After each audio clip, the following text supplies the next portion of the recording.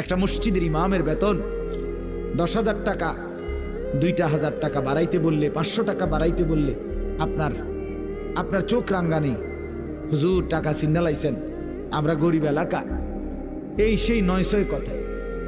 অথচ মসজিদের টাইলস বদলাইতে বদলাইতে, মসজিদের ডিজাইন বদলাইতে বদলাইতে, মসজিদের লাইট কারুকাজ, আপনাদেরকে শুধু বলছি না আমি, বদলাইতে বদলাইতে সব ডবল ডবল ডবল ডবল, সব অত্যাধুনিক।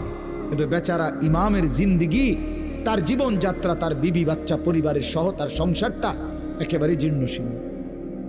এই মানুষটার কোনো কদর নাই, কদর শুধু ইট বালি আর সিমেন্ট আর আপনার গ্লাস দরজার আয়না, এগুলো।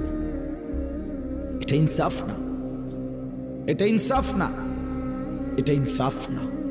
মনে রাখবেন, আমি অনুরোধ করলাম, আমি প্রতিদিন বলি, প্রায় বলি, মসজিদের ইমামকে কদর করে, মসজিদের মুয়াজ্জিনকে কদর করে, ওলামায়ে কেরামকে কদর করেন, আপনার জিন্দেগি সুন্দর হবে। ইমামের সাথে সম্পর্ক বাড়ান, ওলামায়ে কেরামের সাথে সম্পর্ক বাড়ান, জিন্দেগির সব বিষয় তাদের থেকে সুন্দর করে আনার চেষ্টা করেন। আল্লাহ আমাদেরকে তৌফিক দান করেন।